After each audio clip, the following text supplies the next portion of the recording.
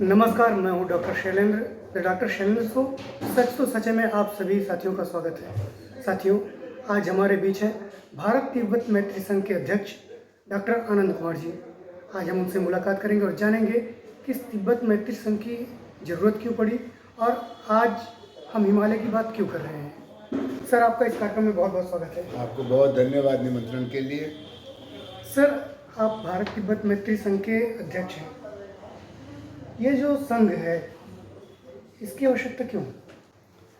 असल में आज से कोई 60 साल पहले जब चीन में साम्यवादी क्रांति हुई, उसके बाद जो नया नेतृत्व चीन में आया वो राष्ट्रवाद और साम्यवाद का एक अजीब मिश्रण बन गया और माओ से तुंग के नेतृत्व में चीन अपने पड़ोस में फैलने लगा और उसके परिणाम स्वरूप मंगोलिया और उगोर यानी पूर्वी तुर्किस्तान से लेकर तिब्बत तक उन्होंने अपना साम्राज्य बनाया। पड़ोस में भारत था और दुनिया में उस समय अमेरिका और सोवियत संघ के बीच में एक होड़ चल रही थी प्रभाव क्षेत्र बनाने की। तो जब तिब्बत पर चीन के साम्यवादी सेना ने कब्जा किया 1950 के दौरान, तो कोई बोला नहीं। अमेरिका इसलिए नहीं बोला कि उसको लगा कि सोवियत संघ के लिए चीन का बढ़ना ठीक है, वो उसके मुकाबले में खड़ा होगा एक दिन, और हुआ भी। भारत इसलिए नहीं बोला कि चीन एक महादेश है और वो परिवर्तन की शक्तियों का प्रतीक बन के आगे बढ़ रहा है और एशिया के नवनिर्माण में भारत और चीन सहयोग करेंगे और फिर जो अन्य सवाल हैं उसमें तिब्बत की आज़ादी भी उसको सुलझा लिया जाएगा। 1959 में तिब्बत इतना प्रताड़ित हो गया कि उसके राष्ट्रीय अध्यक्ष और धर्मगुरु दलाई लामा अपने हजारों अनुयायियों के साथ भारत में शरण लेने आ गए। उस समय लोकनायक जयप्रकाश नारायण ने 1959-60 में पटना और कलकत्ता में अफ्रीका और एशिया के नवोदित राष्ट्रों का सम्मेलन करके तिब्बत की आज़ादी बचाने की गुहार की। राम मनोहर लोहिया जी ने 1960 में हिमालय बचाओ सम्मेलन बनाया। तो उसी क्रम में लोहिया और जयप्रकाश की बनाई राह पर चलने वालों ने भारत तिब्बत मैत्री संघ को संगठित किया है और मुझसे पहले इस काम कुछ करने में आचार्य कृपलानी, मोहम्मद करीम चागला, जॉर्ज फर्नांडिस, डॉक्टर रघुवीर, मधुलिमय, राजनारायण जैसे राष्ट्रभक्त नेताओं ने मदद की है। अभी जयपुर राजगीर में इसका सम्मेलन हुआ और 9वें राष्ट्रीय सम्मेलन में मुझे इन्होंने अध्यक्ष बनाया। हम लोगों की कोशिश ये है कि भारत हिमालय की रक्षा के लिए तिब्बत की आज़ादी के महत्व को समझे और तिब्बत अगर इसी तरह से चीन का गुलाम बना रहा तो तिब्बती संस्कृति जो मूलतः बौद्ध संस्कृति है वो तो नष्ट हो ही जाएगी, पूरे एशिया का पर्यावरण नष्ट होगा, क्योंकि तिब्बत से निकलने वाली नदियों से एशिया के अधिकांश राष्ट्रों का भरण पोषण होता है। उसमें भारत को सबसे ज़्यादा लाभ है और वो नदियों का रास्ता बदल रहे हैं, उस पर बांध बना रहे हैं और जो बाकी देश हैं अंतर्राष्ट्रीय संधियों का उल्लंघन करके बाकी देशों के हितों की अनदेखी कर रहे हैं। तिब्बत के पर्यावरण के विनाश के साथ साथ संस्कृति का विनाश हो रहा है और उसका चीनीकरण हो रहा है और वहाँ पर उन्होंने हथियारों का एक संकलन कर रखा है और भारत के सभी बड़े नगर जयपुर, बम्बई से लेकर कलकत्ता और पटना तक चीनी मिसाइलों के निशाने पर है। तो भारत की सुरक्षा, एशिया के पर्यावरण का संकट और तिब्बत की अपनी राष्ट्रीयता का नाश, ये तीन चीज़ें एक साथ हो रही हैं और उसको बचाने के लिए भारत तिब्बत मैत्री संघ बनाया गया है। सर, आप इस बार हिमालय को लेकर के भी कुछ काम कर रहे हैं? हिमालय का एक बड़ा हिस्सा तिब्बत देश है जी। छोटे छोटे देश हैं, भूटान, नेपाल, कुछ प्रदेश हैं जैसे हिमाचल प्रदेश जिसमें लद्दाख भी है, सिक्किम, अरुणाचल प्रदेश, ये भारत का हिस्सा है। इन सब को जब तक तिब्बत पर बौद्ध नायक दलाई लामा का प्रशासन था, ये शांति का क्षेत्र था। हमारी और तिब्बत की 3000 किलोमीटर लंबी सीमा है। वहाँ पर पुलिस और सेना की बजाय मठों और संतों महात्माओं का एक तरह से मार्गदर्शन था। जी। बुद्ध की वाणी गूंजती थी, सत्य, अहिंसा, प्रेम, करुणा, इसका संदेश था। जब से चीन ने तिब्बत को गुलाम बनाया है, अब चीनी सेना उस पूरी सरहद पर आ गई और वो कभी अरुणाचल में, कभी लद्दाख में, कभी सिक्किम में, कभी भूटान में हमको आतंकित करते हैं। उन्होंने वहाँ गांव बसा लिए, हवाई अड्डे बना लिए, हथियारों का केंद्र कर लिया। तो इसलिए हिमालय की अगर रक्षा करनी है और करनी है हिमालय की रक्षा करना हर भारतीय का धर्म और कर्तव्य है। 1962 में हम पर चीन ने हमला किया, तब से हमारी कोई 1 लाख वर्ग किलोमीटर ज़मीन, 1 लाख वर्ग किलोमीटर ज़मीन कब्जे में उनके हैं। पाकिस्तान ने जो कश्मीर पर कब्जा किया उसमें से भी कोई 6000 वर्ग किलोमीटर ज़मीन चीन ने ले लिया है। ये सब उन्होंने लेने की हिम्मत क्यों की? और उसको उनके कब्जे में रहते हुए हमारी राष्ट्रीयता का दावा, हमारी देशभक्ति का दावा, हमारी सेना का बल किस काम का है?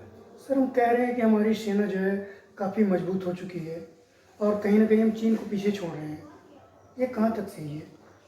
हमारी सेना संख्या की दृष्टि से, हथियारों की तादाद की दृष्टि से, बम वर्षक हवाई जहाज़ों की दृष्टि से, परमाणु शस्त्रों की संख्या की दृष्टि से चीन से ज़्यादा बड़ी नहीं है। लेकिन जैसा हमने कहा कि चीन तिब्बत पर कब्जा किए हुए देश का नाम है, यानी उनकी जो सेना व्यवस्था है और उनकी जो जनता है जो उनके नियंत्रण में है तिब्बत, उसमें काफ़ी तनाव है।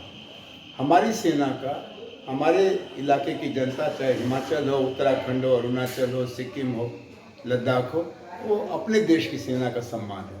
तो जो जनता और सेना का सहयोग है हमारे यहाँ ज़्यादा है और 1962 से आज तक हमने अपनी सेना का भी आधुनिकीकरण किया है। तो क्षमता के मामले में हम उनसे किसी मामले में कमज़ोर नहीं, क्योंकि हमको जनता का बल है। वो संख्या के मामले में हमसे आगे हैं, उनका खर्चा भी बहुत ज़्यादा है, लेकिन उनका और उनकी जनता का रिश्ता तनाव का है, विरोध का है, दमन का है। सर, ये अगर हिमालय की रक्षा की अगर बात कर रहे हैं, अगर इसको हमने ध्यान नहीं दिया तो इसका खामियाजा हमें क्या भुगतना पड़ सकता है? हिमालय की रक्षा का हमने शुरू से ध्यान नहीं दिया। तिब्बत की आज़ादी जब रौंदी जा रही थी, हम चुप रहे, इससे हमारा सेना का खर्चा बढ़ गया। 1962 में जब चीन ने हमला किया तो सबसे बड़ा नुकसान भारत का ये हुआ तो कृषि, शिक्षा, स्वास्थ्य के विकास के लिए जो पैसा हमने लगाया था वो फिर सेना के खर्चे में लगाना पड़ा। नतीजा ये हुआ कि अब हमारा जो हजारों करोड़ रुपया, यानी हमारे राष्ट्रीय बजट का प्रत्यक्ष और अप्रत्यक्ष 18% सेना की तैयारी पर खर्चा होता है। कोठारी आयोग ने कहा था कि भारत की शिक्षा का अगर नवनिर्माण करना है तो देश के जीडीपी का 6% खर्च करना चाहिए। 6% तभी खर्च होगा जब हमारे पास होगा। जो हमारे पास पैसा आता है बजट से का, टैक्स से, मुनाफे से, वो तो सेना के रख रखाव में, सीमाओं की रक्षा में खर्च होता है। और पाकिस्तान के साथ हमारा खतरा उतना नहीं, हमने पाकिस्तान का अच्छा समाधान 1971 के बाद कर दिया था।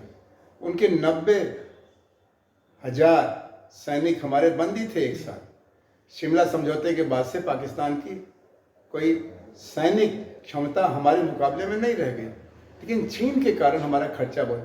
तो अगर हमको अपने स्कूल, कॉलेज, स्वास्थ्य व्यवस्था, सिंचाई व्यवस्था, सड़क व्यवस्था, रोजगार व्यवस्था का नवनिर्माण करना है तो हमको पूंजी चाहिए, और पूंजी कहीं बचत से ही आएगी। कहाँ बचत कर सकते हैं?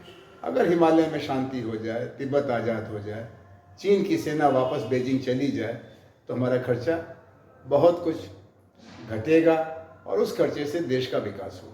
सर, आपका जो झुकाव था चीन और ये तिब्बत मैत्री संघ की ओर किस प्रकार हुआ? किस प्रकार आपने इसकी शुरुआत की? हम जब विद्यार्थी थे 1962 में, हाई स्कूल के विद्यार्थी थे, और उस समय हमारे स्कूल की रोज की कक्षा में चीन की सेना कहाँ तक आ गई, हम कहाँ तक पीछे हट गए, हमारे सैनिक कैसे मारे जा रहे, इसी की खबर आती थी। हम एक अपमानित पीढ़ी के तरुण थे। उसके बाद हमारे यहाँ एनसीसी अनिवार्य हो गई, तो पढ़ाई के साथ हम लोग हफ्ते में 2 दिन 3 दिन परेड करते थे, 2 घंटे सैनिक रक्षा के लिए देते थे। तब से हमारे मन में एक राष्ट्रीय अपमान की स्मृतियाँ हैं। जब हम बड़े हुए तो हमको पता चला कि हम ही नहीं, चीन के जितने पड़ोसी देश हैं, तिब्बत से लेके वियतनाम तक, सब उसके हमले के शिकार हैं। तो जब हम कुछ अध्यापक के भूमिका में आए, सामाजिक सम्मान हमारा बढ़ा, तो हमको लगा कि हमें भारत तिब्बत मैत्री का काम करना चाहिए, और 1994 से हम इस कार्य में जुड़े थे। सर, आज का युवा वर्ग जो है कहीं ना कहीं भ्रमित है, तो उसको इस संघ में जोड़ने के लिए आपके क्या प्रयास हैं? देखिए, युवाओं की अपनी चिंताएं हैं, अपने सरोकार हैं। सबसे ज़्यादा उनकी चुनौती है शिक्षा की, अच्छी शिक्षा मिले। शिक्षा के बाद रोजगार की चुनौती है। हमारे जीवन में जो संकट हैं, उन संकटों में आर्थिक संकट बहुत गंभीर है।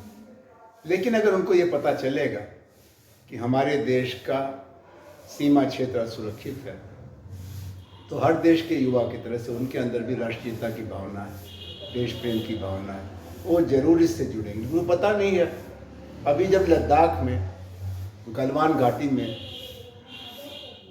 हमारे सैनिक मारे गए, तो देश के युवाओं में बहुत आक्रोश था। अभी भी जब सरहदों पर विदेशी ताकतों के हमलों का शिकार होकर सेना के वीरों के शव जाते हैं, तो उनकी शव यात्रा में सबसे ज़्यादा नौजवान ही आगे आते हैं। तो हमारे नौजवानों में जानकारी की कमी, हमारा मीडिया, हमारी सरकार और हमारे जैसे लोग अगर सच बताएंगे तो वो भी आगे आएंगे। सर, हमारे युवा वर्ग जो दर्शक आपको देख रहे हैं, इनके लिए आपका क्या संदेश है? मैं उनसे कहूँगा कि हर पीढ़ी का 4 कर्तव्य होता है।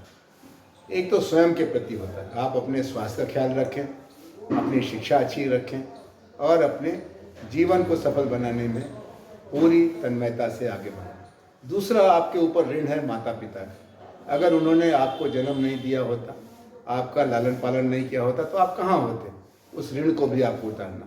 फिर आपके समाज का ऋण है, आपकी संस्कृति का ऋण है, आपके देश का ऋण है। उस ऋण में जो पिछली पीढ़ी की असफलताएं हैं, जैसे भारत की सीमाओं पर चीन का कब्जा, वो हमारी पीढ़ी की असफलता है। आपको उसका समाधान करना है। देशभक्ति का ये तकाजा है कि खाली तिरंगा लेकर के 15 अगस्त 26 जनवरी को गाना और नारा नहीं, आप देश की रक्षा के लिए भी मदद करिए। और फिर मानवता के प्रति भी ऋण है। मानवता का भी तकाजा है कि बड़े देश छोटे देशों का आतंकित न करें। सारी दुनिया में स्वराज हो, सारी दुनिया में स्वावलंबन हो, सारी दुनिया में शांति हो और प्रगति हो। हम चीन और भारत की जनता के बीच में एक दरार छोड़ के जा रहे हैं। आप उस दरार को पाटिए। और उसका कारण हिमालय पर चीन का कब्जा था। माओ से तुंग और चाओ एन लाई का साम्यवाद और राष्ट्रवाद का खतरनाक मिश्रण था। जो भूल चीन के नेताओं ने की, उसको सुधारने के लिए चीन की जनता बेचैन है। उस जनता के साथ हमारी जनता का सहयोग बने, संवाद बने, और ये काम नई पीढ़ी ही कर सकती है। और इसका पहला कदम होगा कि जो तिब्बत के नई पीढ़ी के लोग अपने देश की आज़ादी के लिए देश और दुनिया में प्रयास कर रहे हैं, तिब्बत मुक्ति साधना में लगे हैं, उससे जुड़िए। उनके साथ जुड़ने पर, उनकी आवाज़ में अपनी आवाज़ मिलाने पर आप चीन की जनता को भी पुनर्विचार के लिए प्रेरित करेंगे। और चीन के शासकों की जो गलत नीतियां हैं, जिससे तिब्बत समेत उनके सभी पड़ोसी देशों से उनकी तकरार है, भारत से है, ताइवान से है, वियतनाम से है, म्यांमार से है, सबसे है, किसी से चीन की दोस्ती नहीं है। क्या बात है? चीन इस तरह का एक राक्षसी अवतार क्यों ले रहा है? ये कब तक अपने पड़ोसियों को अपने संख्या बल और शस्त्र बल से प्रताड़ित करेगा? आइए हम भारत तिब्बत मैत्री को मजबूत करें और हिमालय की रक्षा के लिए अपना कर्तव्य पालन करें। साथियों, आज हमारे बीच डॉक्टर आनंद कुमार जी ने भारत तिब्बत मैत्री संघ की विशेष बातें की और उन्होंने बताया कि संघ की आवश्यकता क्यों पड़ी। साथ ही उन्होंने यह भी हमें सचेत किया कि अगर हम अपने पड़ोसी देशों को साथ नहीं रखेंगे और उनकी सुरक्षा के लिए आगे नहीं बढ़ेंगे, तो एक दिन कहीं ना कहीं चीन हमारे देश के अंदर भी आ जाएगा और हम एक बार पुनः गुलामी की ओर बढ़ जाएंगे। इसलिए उन्होंने युवाओं से और आप सभी से आह्वान किया है और इस आह्वान में हम सब उनके साथ हैं। सर, आप इस कार्यक्रम में आपका बहुत बहुत धन्यवाद। बहुत धन्यवाद डॉक्टर साहब, बहुत धन्यवाद। आज के कार्यक्रम में बस इतना ही। पुनः आपसे मुलाकातें होती रहेंगी। तब तक के लिए हमें इजाज़त दीजिए। नमस्कार, आदाब, सत श्री अकाल।